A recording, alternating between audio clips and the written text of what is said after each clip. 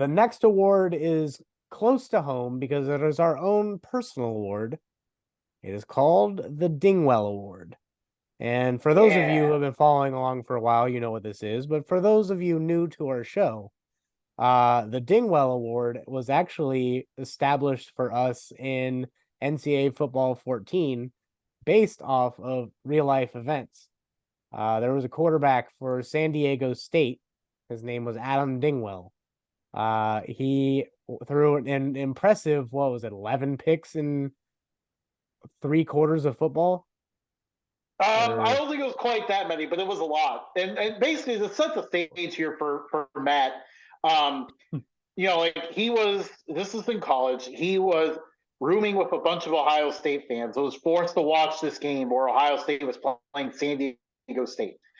Um, and basically, they try out this quarterback, and we see that he threw 4 interceptions against one of those directional Illinois FCS teams. 4 interceptions and 0 touchdowns in the first game. And immediately, we lost it. It was like this guy did not stand a chance. And he threw, I think, 2 or 3 picks pretty quickly and got benched for the rest of the year. he threw a bunch of picks in the first half of that Ohio State game, and it was hilariously bad. So we started coming up with our own award in NCAA Football 14 by choosing either the player with the worst uh or the most interceptions in a season, or if that player actually had a decent touchdown to interception ratio, we went with the worst touchdown to interception ratio. And this season, that quarterback is Justin, drum roll.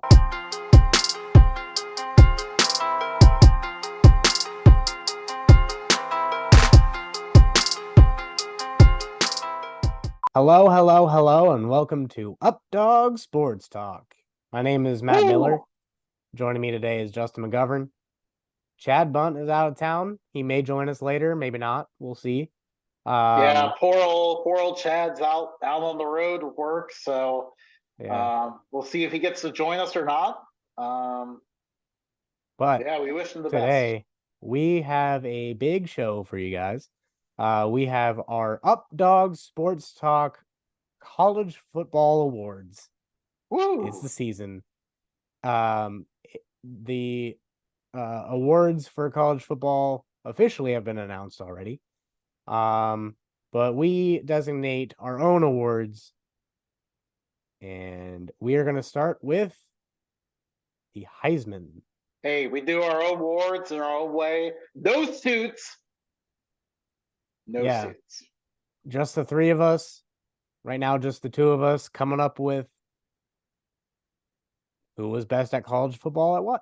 So, best So, football player overall yep. with Um, the you Heisman. know, mostly known as the Heisman, but I guess I don't know if we can coin that name or not, but whatever. We're going to call it the Heisman.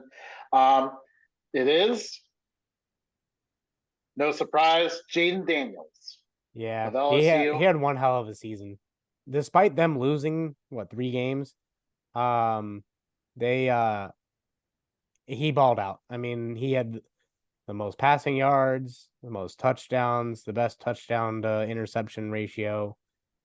Um, there's He there's was he was the best almost player. there's almost no arguing. The our second option was actually Jordan Travis from Florida State, because if the College Football Playoff Committee determines that his absence is so important to leave them out of the College Football Playoff, then he should deserve the Heisman. Yeah, I mean, clearly, if he's that valuable, he should win the Heisman. Yeah, We came very close to making that decision, but we did not want to rob Daniels because I mean he truly was the best player this year. I mean, because LSU lost 3 games because their defense was so bad, it's hard to imagine how bad LSU would have been without him. yeah. I mean, what a way to end the career What for up, him. what up, what up, what What a up? wait! I mean, because he started out his career with Herman and the Marv Show at Arizona State. It didn't go super well. They didn't have the best offense around him. He was trying to force plays, turn the ball over a lot. Um, He went to LSU and turned it around. Yeah. And he went from who is that guy at Arizona State to damn, that guy's good. So Yeah. we'll see. We'll definitely see him in the NFL next year. Yeah. Excited to see it. It'll be electric for sure. And I might have to do this Our show next alone because award. Justin's internet sucks. No, I'm still here. Yeah, I know. You just keep freezing. Oh, okay. The next award is close to home because it is our own personal award. It is called the Dingwell Award. And for those of you who Yeah. have been following along for a while, you know what this is. But for those of you new to our show, the Dingwell Award was actually established for us in NCAA Football 14 based off of real life events. There was a quarterback for San Diego State. His name was Adam Dingwell. He threw an impressive, what was it, 11 picks in 3/4 of football? I Or don't think it was quite that many, but it was a lot. And basically, to set the stage here for Matt, um, like he was. This is in college. He was rooming with a bunch of Ohio State fans. I was forced to watch this game where Ohio State was playing San Diego State. Um, and basically, they try out this quarterback, and we see that he threw 4 interceptions against one of those directional Illinois FCS teams. 4 interceptions and 0 touchdowns in the first game. And immediately, like, we lost it. Like, it was like this guy did not stand a chance. And he threw, like, I think 2 or 3 picks pretty quickly and got benched for the rest of the year. he threw a bunch of picks in the first half of that Ohio State game, and it was hilariously bad. So we started coming up with our own award in NCAA Football 14 by choosing either the player with the worst or the most interceptions in a season, or if that player actually had a decent touchdown to interception ratio, we went with the worst touchdown to interception ratio. And this season, that quarterback is Justin round or drum roll. Alex Flynn from East Carolina. Justin, how many picks did he throw this year? He threw 12, so it was not the most this year. This time, there's 2 quarterbacks, Davis Brin from from Georgia Southern, and then Fowler Nicolosi, I forget his first name, from Colorado State. They threw the most, but they also threw a lot of touchdowns to go with it. They're purely chaos quarterbacks, not enough interceptions to offset the touchdowns that are going on. Alex Flynn, on the other hand, really excelled what we were looking for in this award, throwing only 6 touchdowns to 12 interceptions. That's the ratio that we want to see. Yeah, and it's basically the best at throwing the ball to the other team. And we have some legendary people that are on this list. I probably should have had the graphic up. I gotta find that image again. I think I lost it on my phone. But there's a quarterback for Washington State the year that they went winless, and part of that was he threw 0 touchdowns and 11 picks. He was before we made this award, but he is posthumously put in the Dingwell Award Hall of Fame for us. Posthumously. Oh yeah, posthumous. That's what the word is. I went about I had my skis there trying to use words. And then I think it was like 2018. Art Sikowski for Rutgers threw 4 touchdowns and 18 picks. That is one of the most impressive interception stat lines I've seen. Yeah, so it's not necessarily the worst player or the player of the most picks. It's basically the most picks with the least amount of touchdowns. And we should be a professional show. We should have prepared a list of people that won this award previously. We did not, but I will have to follow up to our video link when we post this with a list of who's won it in the past. So basically, you're saying that our show is runner up for the Dingwell Award. Yes, it is. Or an award like coming up later on. Yeah. But that's the foreshadowing. next award is getting a little more serious. Back to the basics. We don't do like the normal awards that the college football does. We just do best overall offensive player, best overall defensive player, blah blah blah down the list. So offensive player of the year. non-quarterback. That is the asterisk to this for us. We chose Ollie Gordon from Oklahoma State. He had one hell of a year. He made me want to tune into every Oklahoma State game because he was just that good. I actually Yeah. thought he was going to finish with more yards, but didn't he get hurt at the end of the year? He kind of got hurt against UCF, and I don't think things were entirely the same after that. Like he played, but it felt like it wasn't, like he didn't have quite the same burst. I mean, but there's a stretch there where he was incredible. They kind of didn't know about what they had in him in the first three games, which, by the way, the end of that stretch was a 33-7 loss to South Alabama. And then all of a sudden they were like, you know what? We need to get this guy the ball. And it changed their whole offense. Yeah, and then they started going on that impressive win streak. Yeah, including winning the last Bedlam game. I actually had Malik Neighbors originally, and then I was like, you know what? Ollie Gordon does exist. I should probably put him in this slot. But Malik Neighbors did have a great season. Yeah. And I not think what hurts Neighbors' candidacy is the fact that Daniels won the Heisman. So yeah. it's kind of like, okay, they with the Heisman winner, their offense could still go along and be still very good without Neighbors. Whereas if I look at Oklahoma State's offense, it would be trash without Ollie Gordon. And also the other player I mentioned here, Marvin Harrison Jr., Ohio State's offense would have been even worse than it already was if they didn't have him. Speaking of, Kyle McCord apparently was bullied by the coaching staff. A report came out saying, allegedly, a report came out saying that he has to have 4,000 passing yards and 50 touchdowns. To me, that's a little over the top. If that's true, that could kind of have some people shy away from going there. If they put Jaden Daniels numbers as the expectations. That's a conversation for a different show. Especially when we're not calling plays to get those numbers. Anyways, yeah. Anyways, on the defense now, we gotta give the defensive guy some love. Defensive player of the year was originally between three players, but actually diving into the stats, one person walked away, and there was not a second place in this race. So, defensive player of the year, Peyton Wilson from North Carolina State. Dude had 69 tackles. Nice. Solo tackles. 138 total tackles.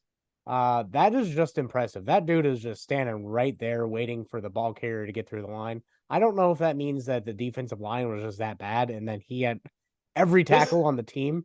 But this man is a true Iron Man, and really, it's impressive what he did, how he did this too, because really the only reason why he came back for his fifth year was because he tore his ACL late last year and wouldn't be able to go through draft prep.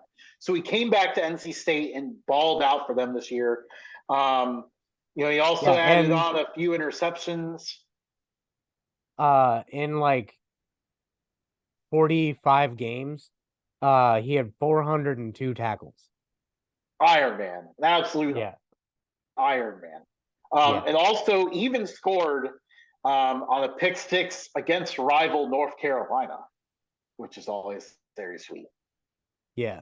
The other options were Xavier Watt from Notre Dame and then Jalen Green from James Madison.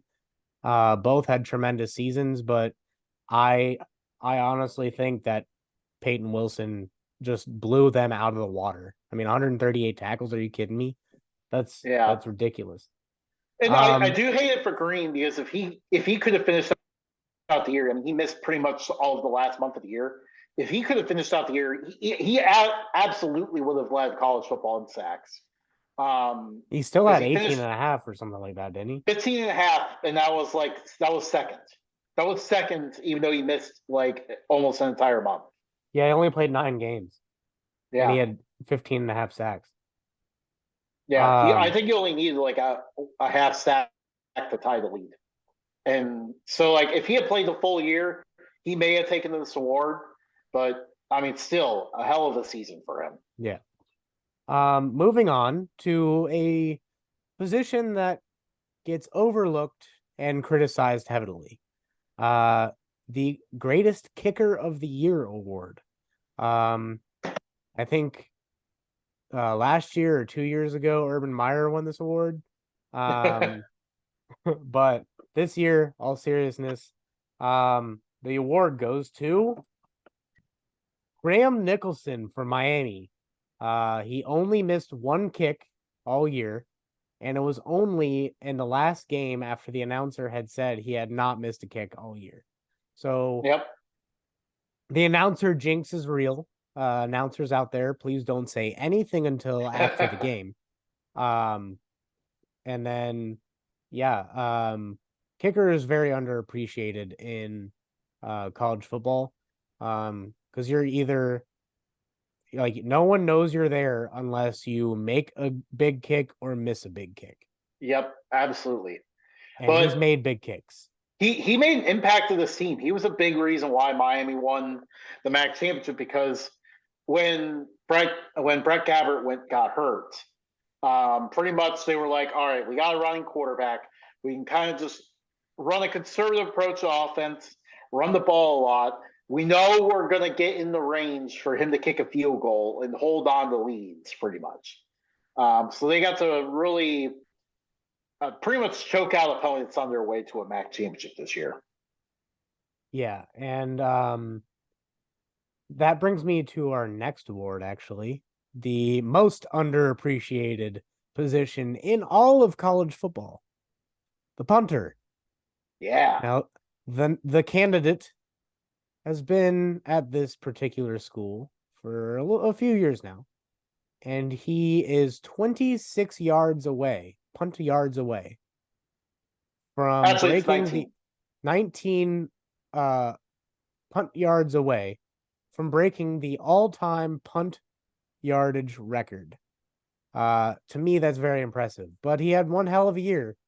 It is the guy you know, you love, Tory Taylor from Iowa.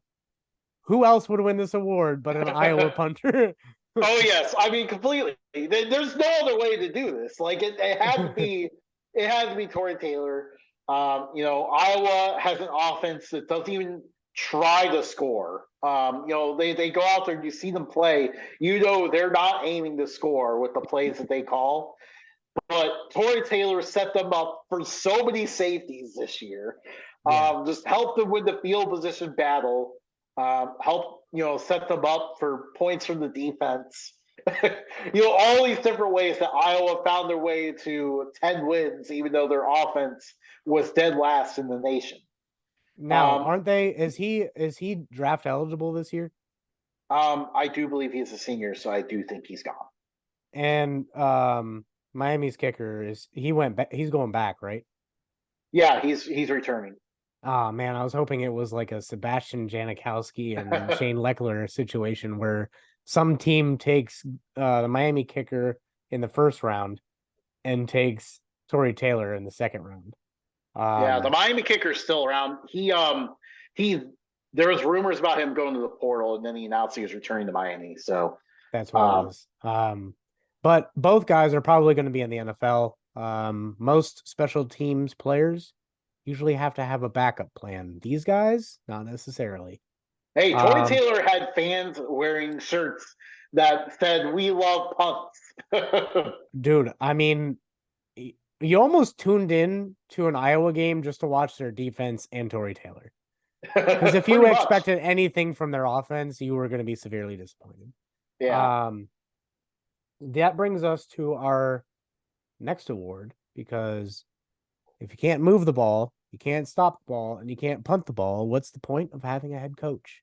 The Coach of the Year award is going to a gentleman that took a program from the depths of, let's just call it shit, to an impressive one-loss record. The Coach of the Year goes to Jerry Kill, New Mexico State. One loss. They did Two lose more loss. than one game. Two It two was loss. Whatever. a 10-4 year, but still, Four. I missed two yeah, of those losses. I do apologize to any non New Mexico State fans. But I mean, when you turn a program around that significantly, you're gonna get the Coach of the Year award. yeah. My original vote was Chuck Martin at Miami. They did impressive things this year. But Jerry Kill took a team that was way worse last year to an impressive 4-loss team this year. Yeah, and you even look at it, even the year before, they were, because at least last year he got them to a bowl game, which already was extremely impressive. He then took it a step further this year. And this was the best year they've had since 1960. That needs to be mentioned more. I mean, Yeah. that is just, this is a program that could not find success for such a long time. And I mean, every once in a while they had a few highlights here and there. You know, like good years are when they won 4 games. They briefly had one good year in the mid 2010s where they made and won a bowl game, and that was their first bowl win since the 1960s. And then Jerry Kill went and just blew that out of the water, brought them to a conference championship. I mean, I run out of words to state how impressive this is. What he did this year with them. Our next award, I'm actually gonna let Justin introduce this one. Yeah, so we may need to workshop the name in future years, but we wanted to award the Agent of Chaos.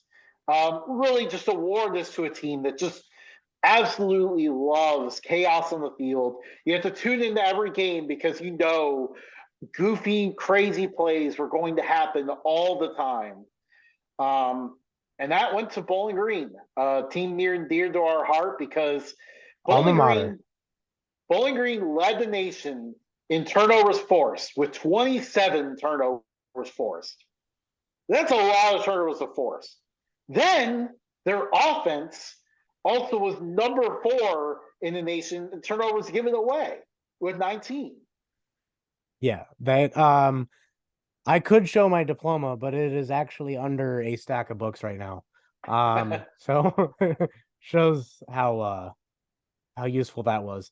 But Bowling Green, fun time when we were there, fun times for them now, and fun times for all of college fans watching them on whatever Podunk network wants to have them on.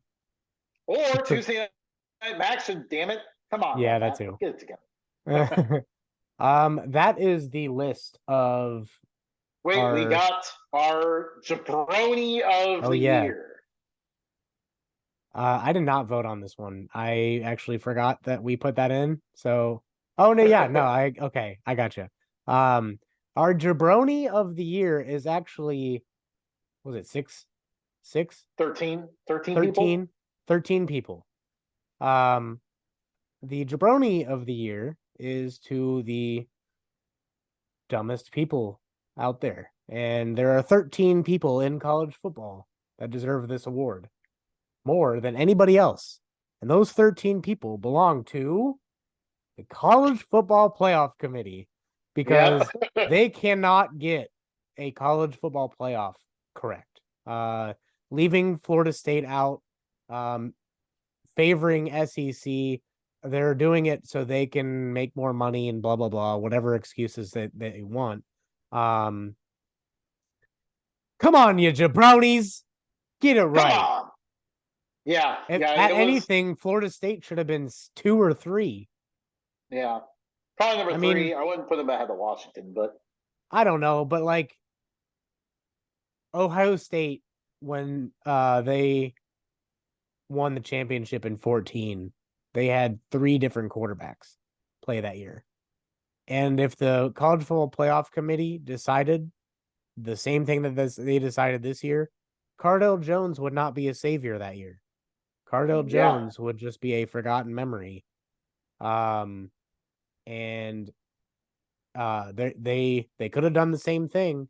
I mean, Florida State had their third string quarterback in to win the conference championship against Louisville. And I keep in mean, we mind, could that have wasn't had, going to be the quarterback that would play in the playoff either. They were yeah, going to they have the would have second had their string quarterback second back. string back. So why not let them in? The rest of the And team is good too, and it's not like Jordan Travis is the only reason they're there. They have some studs on that team. yeah, and I mean, the defense was just so good. To rob those guys of a chance is just ridiculous. And like, there's no consistency whatsoever, too. If you think that beating Louisville with a third string quarterback was not impressive, then why do you keep Louisville in the top 15?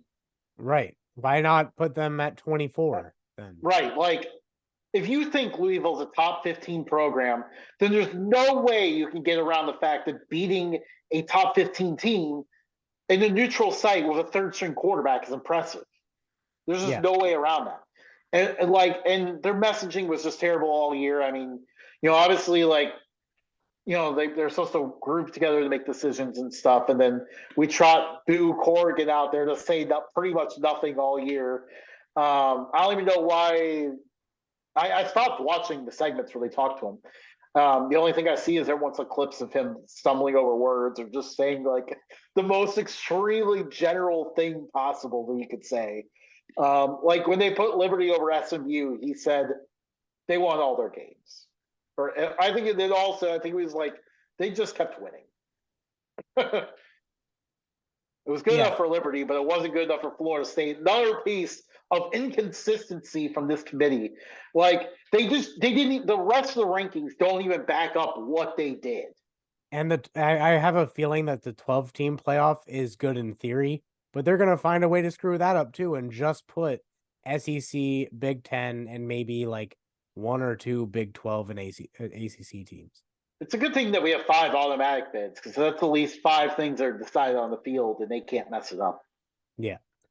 Speaking of things decided on the field, we put out a tweet earlier today saying that there is a playoff determined by the play on the field, and that is the FCS championship. Yes. And Justin, what 4 teams are in that? So on Friday, we have the South Dakota State Jackrabbits taking on the Albany Great Danes. South Dakota State has been the wagon of FCS this year. They have pretty much destroyed everyone in their path, but in the most recent game against Villanova and crazy high winds in Brookings, South Dakota State did look human, but still won by 11 points. Albany, meanwhile, went to the Kibbe Dome in Idaho and upset the Idaho Vandals to get here. The Kibbe Dome at night. Yes, after dark. Kibbe Dome after dark. That somehow was not on TV, by the way.